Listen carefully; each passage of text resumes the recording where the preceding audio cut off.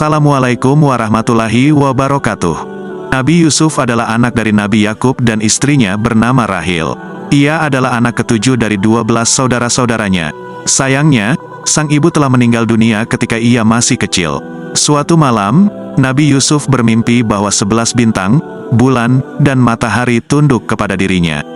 Ia berbagi mimpi tersebut kepada ayahnya, yang memberinya nasihat, "Jangan ceritakan mimpimu ini kepada saudara-saudaramu. Aku khawatir mereka akan menyakiti kamu." Nabi Yakub khawatir bahwa saudara-saudaranya akan merasa iri terhadap Nabi Yusuf karena perhatian khusus yang diberikan oleh ayah mereka dan penampilannya yang tampan. Suatu hari, saudara-saudara Nabi Yusuf mengajaknya bermain. Awalnya ragu, akhirnya Nabi Yakub memberikan izin. Setibanya mereka di suatu tempat, saudara-saudara Nabi Yusuf tiba-tiba melemparkannya ke dalam sumur.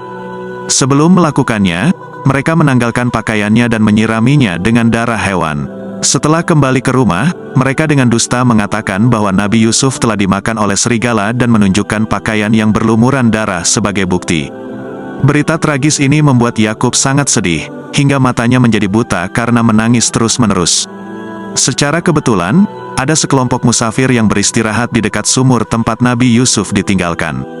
Salah satu dari mereka pergi mengambil air dan terkejut mendapati seorang anak laki-laki terangkat dari sumur. Nabi Yusuf diselamatkan dan akhirnya dijual sebagai budak kepada seorang lelaki terkemuka bernama Potifar. Selama waktu ini, sifat mulia Nabi Yusuf menjadi terlihat, membuatnya naik dalam status di rumah tangga Potifar. Sebuah insiden menantang terjadi ketika sekelompok pengunjung tiba, meminta menukar barang berharga dengan sejumlah gandum. Pengunjung tersebut sebenarnya adalah saudara-saudara Nabi Yusuf, yang dulu meninggalkannya di sumur. Setelah menyadari identitas sejati mereka, Nabi Yusuf tidak merasa dendam atau marah. Sebaliknya, ia dengan tulus memaafkan saudara-saudaranya. Penuh penyesalan, mereka memohon maaf atas kesalahan mereka di masa lalu. Dalam waktu yang berlalu, keadaan berkembang, dan keluarga Nabi Yusuf akhirnya bersatu kembali. Kebijaksanaannya, kesabaran, dan kemauan untuk memaafkan akhirnya meraih kemenangan, memungkinkannya untuk berdamai dengan keluarganya dan memulai babak baru dalam hidup mereka bersama. Nabi Yusuf dan Siti Zulaikha. Cerita dimulai dengan Nabi Yusuf yang ditemukan oleh sekelompok musafir setelah ia diabaikan dan dibuang dalam sumur oleh saudara-saudaranya.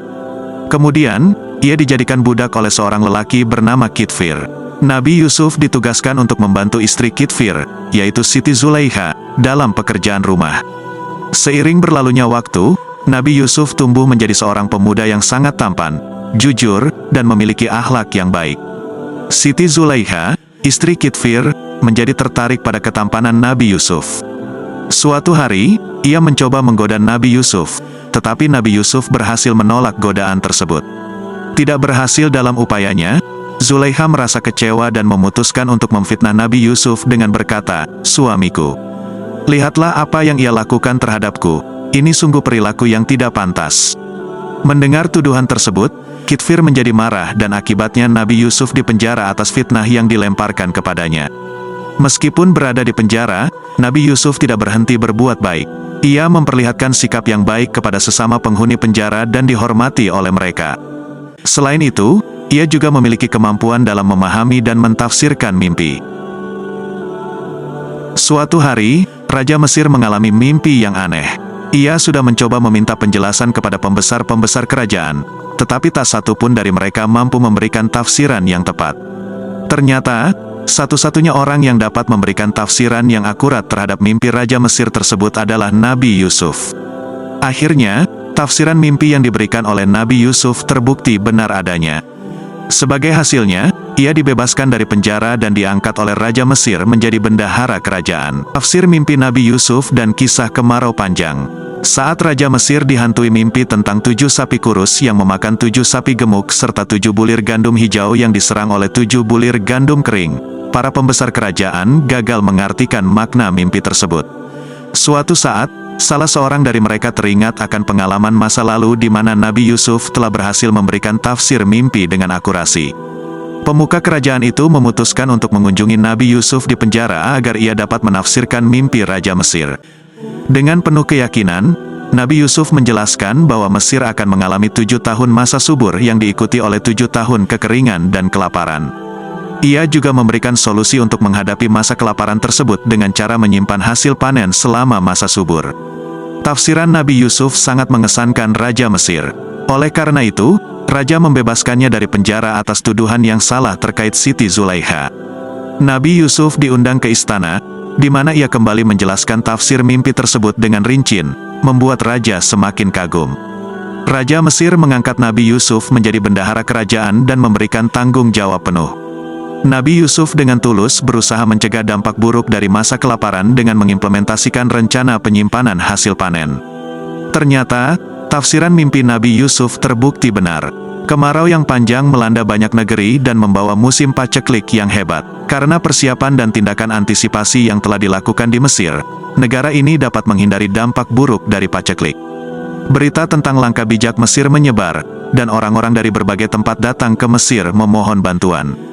Mesir menjadi pusat pertolongan bagi banyak orang yang terdampar dalam kesulitan akibat paceklik yang melanda di berbagai daerah. Kisah wafatnya Nabi Yusuf. Setelah Nabi Yusuf menyadari bahwa Allah telah memberinya banyak nikmat, termasuk menjadi seorang nabi, berkumpul kembali dengan keluarganya, dan menjadi penguasa Mesir, ia merasa bahwa kehidupan di dunia ini sementara dan fana. Oleh karena itu, Nabi Yusuf memohon kepada Allah agar diwafatkan dalam keadaan memegang teguh iman Islam dan berharap untuk bertemu dengan hamba-hambanya yang saleh di akhirat. Sebelum wafatnya, Allah telah memanggil Nabi Yakub terlebih dahulu. Nabi Yakub tinggal di Mesir bersama Nabi Yusuf selama 17 tahun. Sebelum berpulang, Nabi Yakub memberikan wasiat kepada Nabi Yusuf agar dimakamkan di daerah Syam, di dekat makam kakek dan ayahnya, yaitu Nabi Ibrahim dan Nabi Ishak. Nabi Yakub wafat pada usia sekitar 140 tahun. Beberapa tahun setelah kepergian ayahnya, giliran Nabi Yusuf dipanggil oleh Allah. Beliau wafat dan dikebumikan di tempat pemakaman yang sama dengan orang tua beliau.